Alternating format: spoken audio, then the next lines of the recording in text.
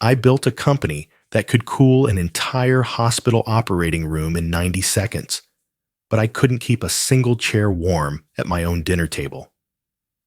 40 years without asking anyone for help made me indispensable in business and invisible at home. I thought working nonstop was love. I was wrong. Here's how I dismantled the machine that consumed my life. I sold most of my company to a man I once trained, blocked 12 sacred days on my calendar, and wrote a 47-line ledger of every moment I had missed. Births, graduations, anniversaries, each with the dollar amount I'd earned instead. Then I mailed that ledger to my daughter, without a single request for forgiveness. 358 days later, a 14-word text appeared on my phone. If you're free this Sunday at 5, June wants to show you her beans. If you've ever been loved by someone's paycheck instead of their presence, or if you've rehearsed an apology in your head but never sent it, you'll understand this. This is not a revenge story against a person.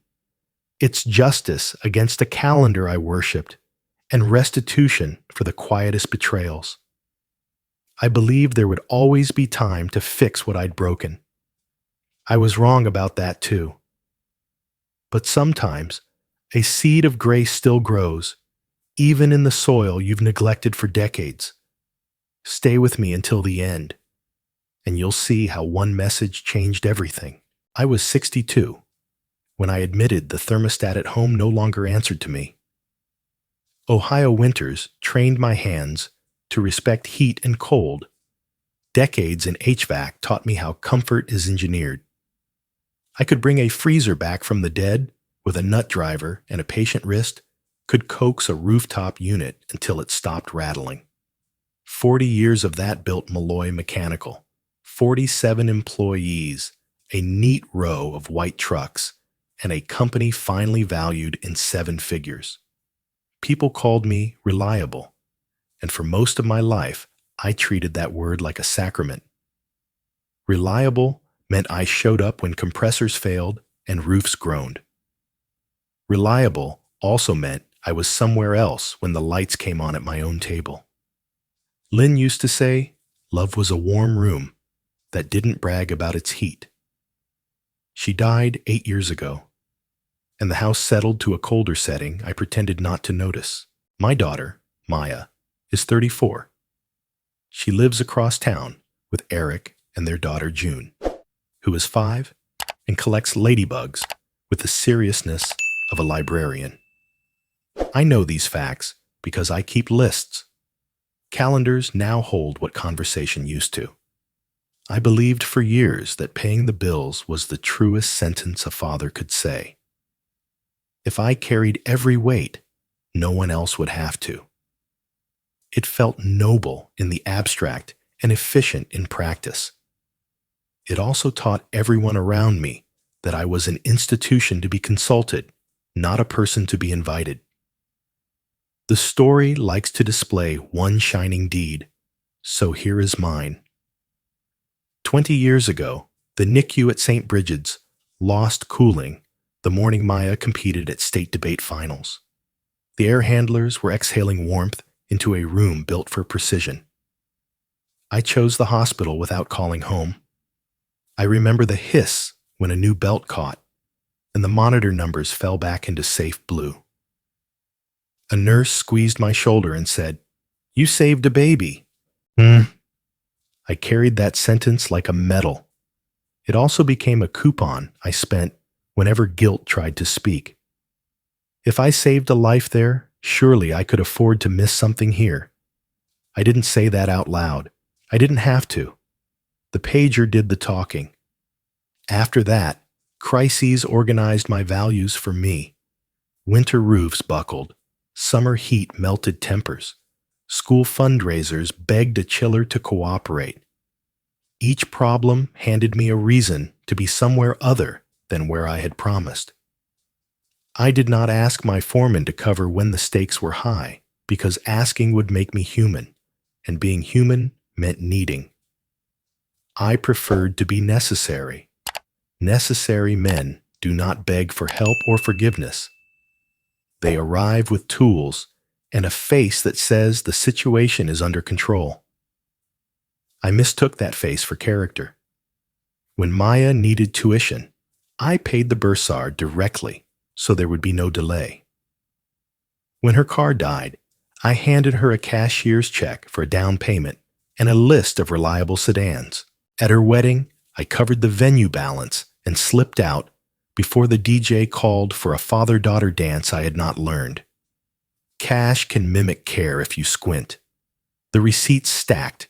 So did the empty chairs, with my name folded on a place card no one bothered to set out. I called that adulthood. Really, it was absence wearing a tie. Invitations turned into photographs after the fact.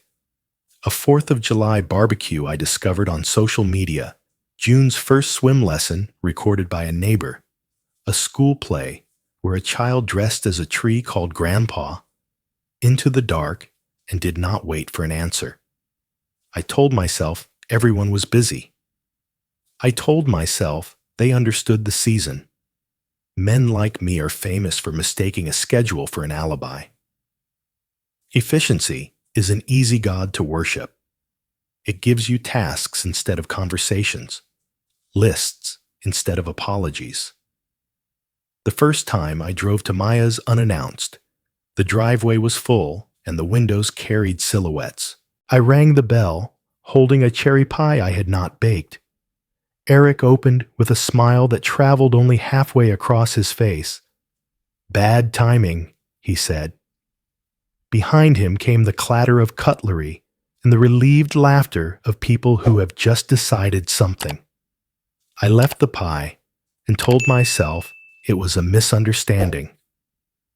On the ride home, a manager called about a supermarket in crisis, and I felt grateful to be needed by someone who would put my name on a purchase order. It would be simpler if I could say someone exploited me, that a villain pushed me into this shape.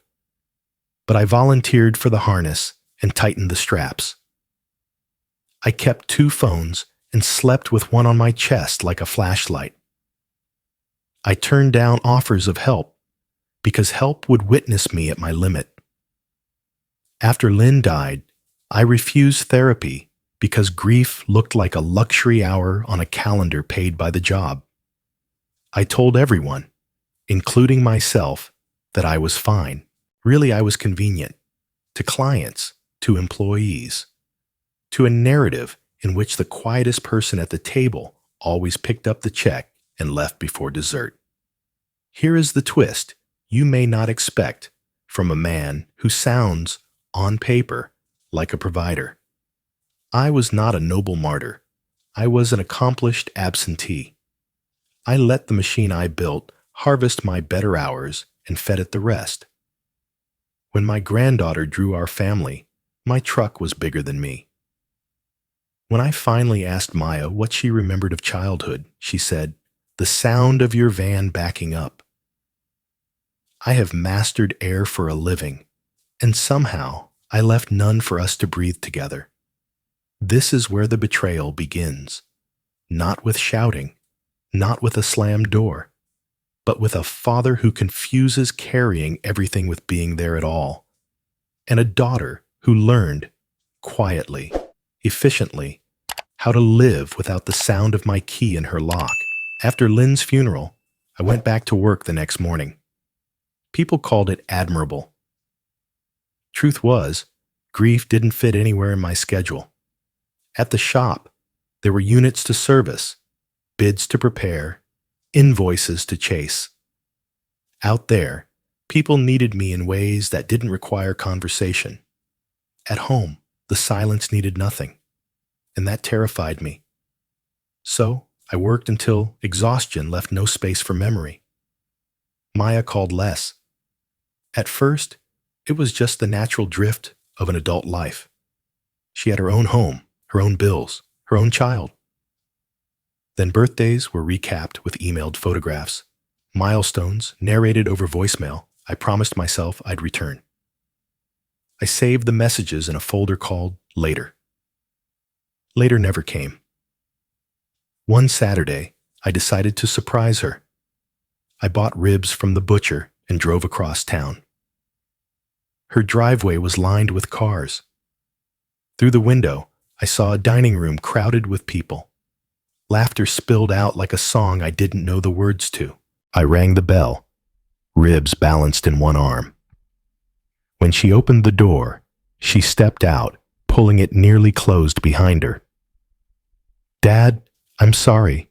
This isn't a good time," she said, smiling the way you smile to a stranger in the grocery aisle. I nodded, handed her the ribs, and told her I understood. I told myself it was some work thing, maybe Eric's colleagues. But I knew, from the clink of glasses inside, that it was family, and I wasn't counted in. Driving home, I reached for the oldest excuse in my pocket. They know I'm doing this for them. The hours, the missed dinners, the silent departures, they were proof of my commitment. In my head, I replayed the NICU story, polishing it again like an heirloom. The day I saved a life instead of attending Maya's debate final. That story could defend anything. If you can frame one choice as noble, you can hide 1,000 selfish ones behind it. I told that story so often it became a shield. Whenever guilt tapped me on the shoulder, I reminded myself that my absence had context. Heroes don't need to explain the hours they keep. It didn't occur to me that the story was mostly for me, that Maya wasn't in the audience anymore. The truth came out in a way I didn't expect. One afternoon, my lead tech, Carlos, stopped by my office. He closed the door, which he never did. "Frank," he said, "I don't want to get in the middle, but a while back, Maya called the shop. She left a message for you. Said she needed help with something at the house. You were tied up in that big bid for the airport contract. I think the message got buried. She never called back." He shifted, like the words weighed more than he wanted to carry. I stared at him. My mind ran through the week of that bid. The frantic estimates, the meetings, the late nights chasing numbers that would land us the job. We got it, of course. It was a contract worth hundreds of thousands, and somewhere in that same week, my daughter had reached out and heard nothing. I wanted to believe it was an accident, but the more I thought about it, the more I realized I hadn't missed her message by chance. I had missed it by habit. My mind had learned to triage without conscience. Work first, people second. Work had alarms, deadlines, dollar signs. People just waited, and eventually, they stopped. That night, I sat in the garage with the van doors open, listening to the tick of the cooling engine. I tried to remember the last time I'd been the first call Maya made when something broke. I couldn't. Somewhere along the way, she'd learned that I wasn't the one to call. Not because I wouldn't help, but because I wouldn't answer. And if I did, my hands would still be on my tools, my mind already elsewhere. I told myself it was too late to call her back about that message. Too much time had passed. She might not even remember, but I knew better. She remembered. You always remember who didn't show up. So I worked harder. It was the only response I knew. The airport contract was a success, and people congratulated me at the annual trade dinner. I smiled, shook hands, and went home to an inbox of promotions and thank you notes from clients. Not one from my daughter. It's easy to believe the lie when it's the only voice in the room. I told myself she understood. I told myself she was proud. I told myself the absence was temporary. That someday, when things slowed down, I'd show up again. I didn't see that time wasn't waiting for me. It was moving her further away, one unanswered call at a time. It started as an idea I thought was pure kindness. June had been climbing the low branches of a maple in their backyard the last time I visited, briefly, from the other side of the fence. I imagined her in a real swing, the kind that would make her hair stream behind her and her laughter travel past the hedges. So, one Friday afternoon, without calling ahead, I drove a rented flatbed truck down their street. Strapped to it was a cedar swing set big enough to be seen from the curb. It smelled like a forest after rain, boards gleaming, bolts sealed in labeled bags. I worked all afternoon, sinking the posts deep, leveling the crossbeam until my hands ached. Neighbors passed by and offered thumbs up. One older man called out, "She's going to love that, Grandpa." I smiled and kept working, the sun drawing sweat from my back, the scent of sawdust rising. By sunset, it stood perfect, like something from a catalog. 2 swings, a slide, a small platform with a canopy. Maya came home as I was tightening the last bolt. She stood at the patio door for a moment, arms crossed.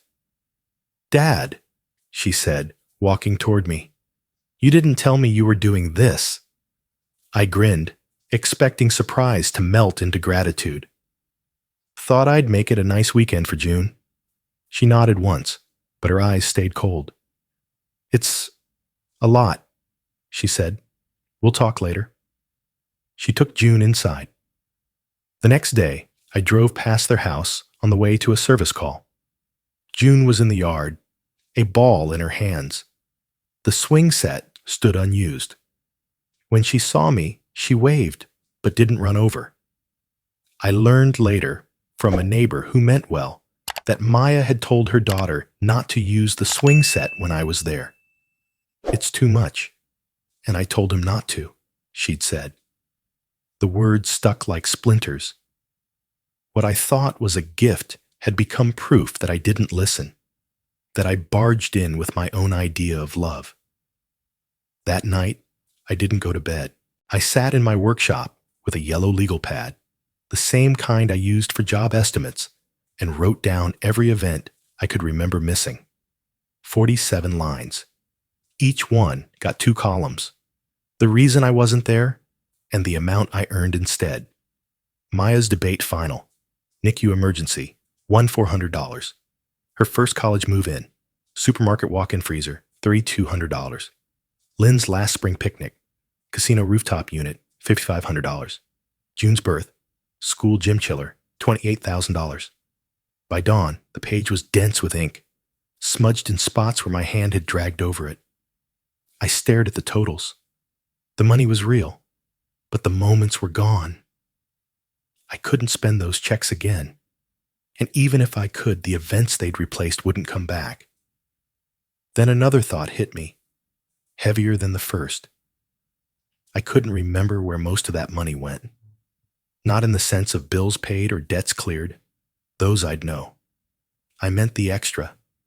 The surplus I always swore was for them. Vacations we never took.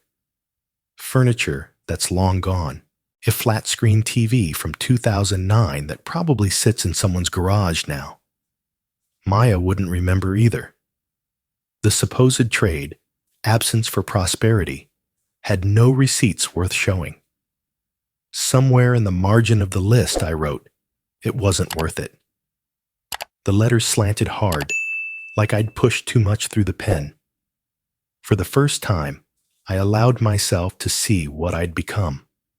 Not the hero in the NICU story, not the provider everyone admired at the trade dinners, but a familiar stranger in my own family's life.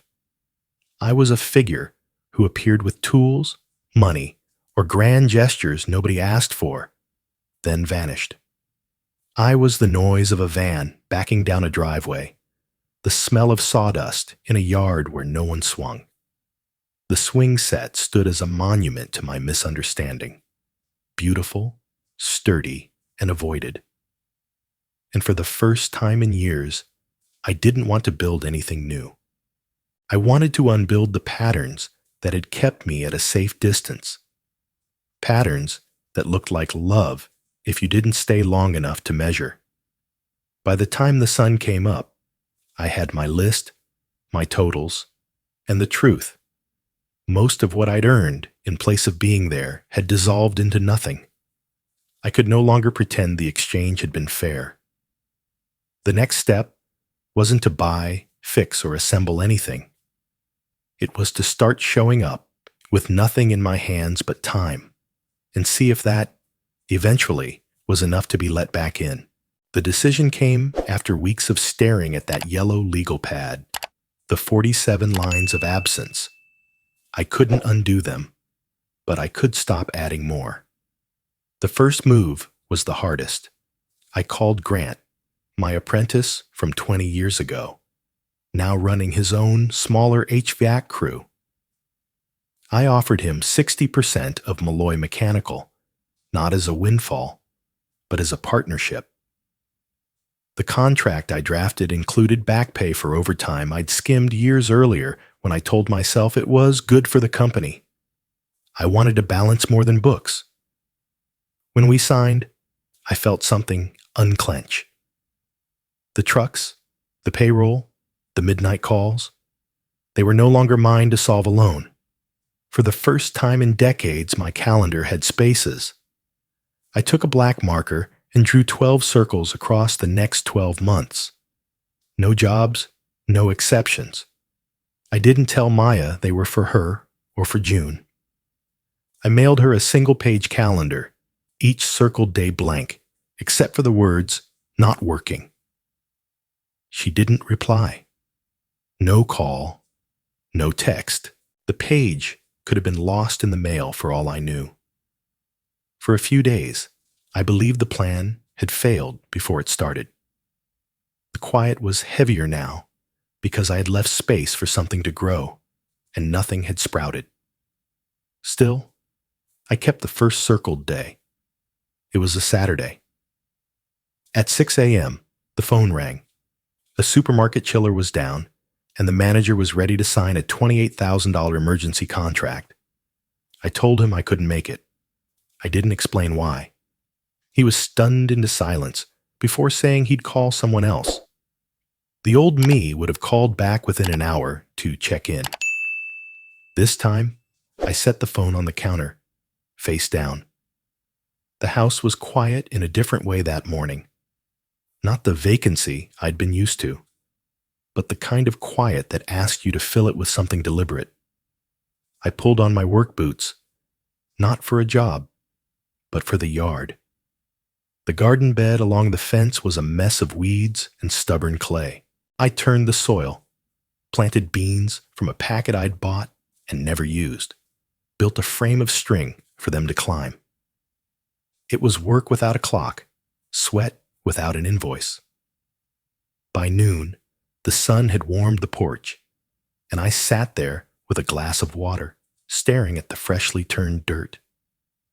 I thought about all the times I'd driven past here to a job, the house barely a blur in my window.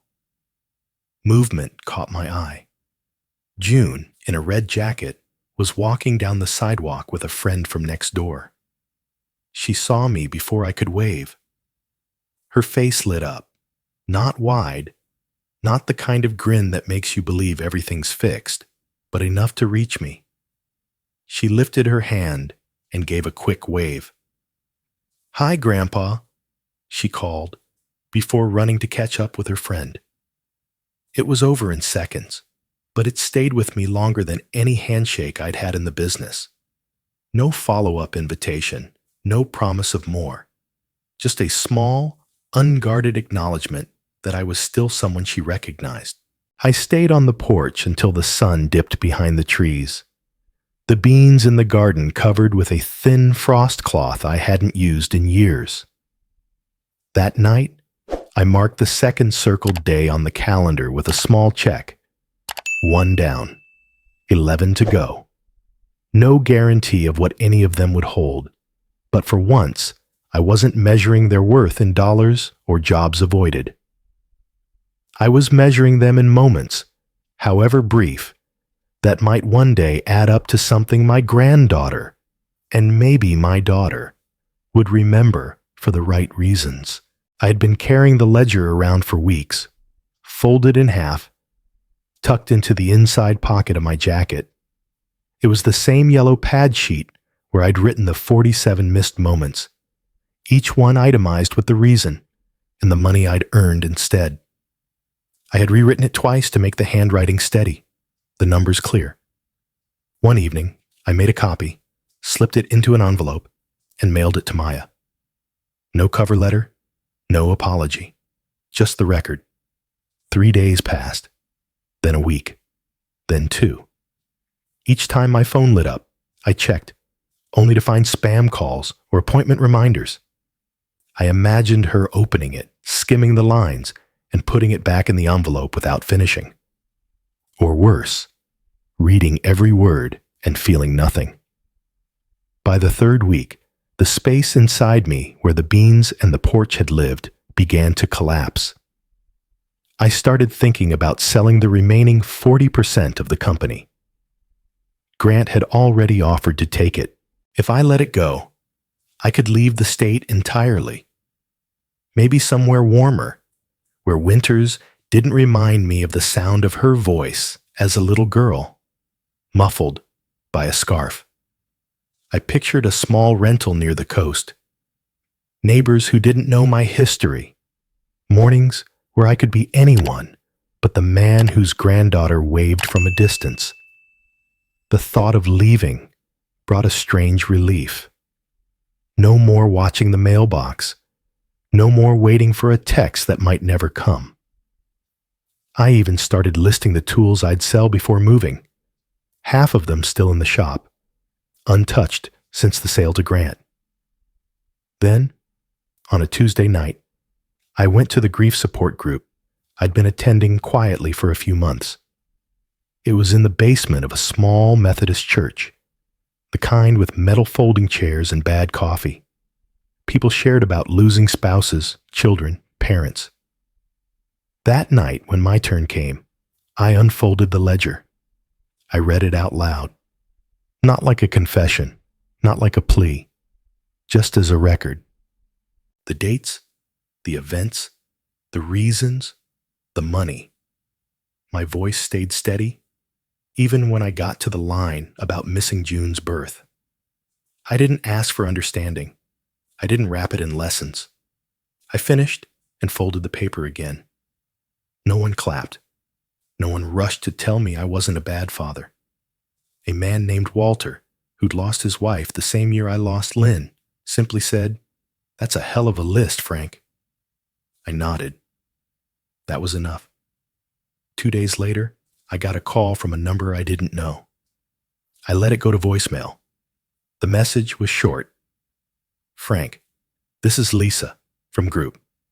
I hope you don't mind, but my cousin is, well, she's your daughter's neighbor. She sent Maya a recording from Tuesday night."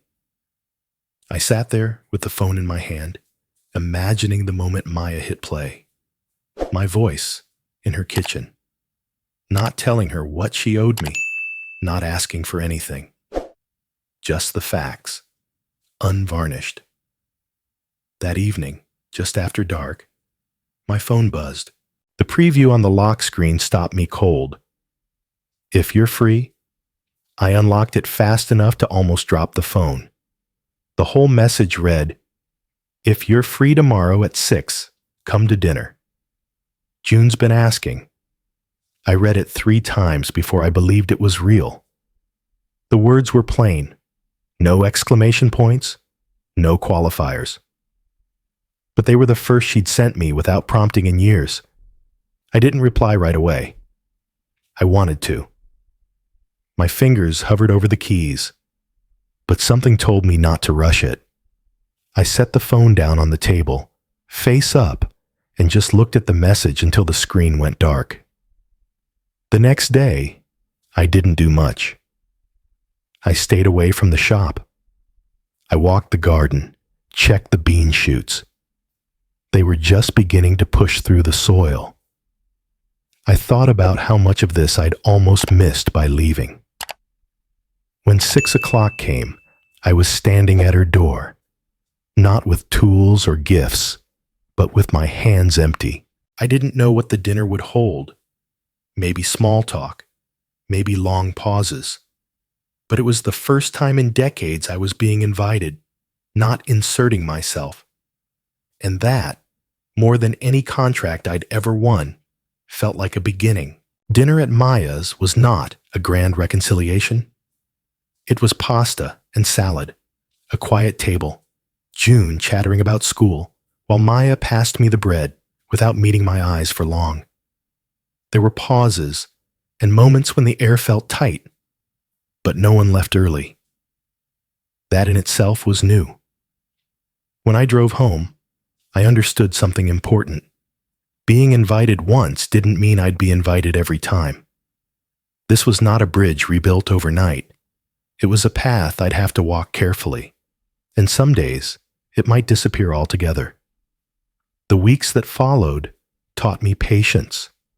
Some circled days on my calendar passed with no contact at all. Others brought a call from Maya asking if I could watch June for an hour or join them at the park.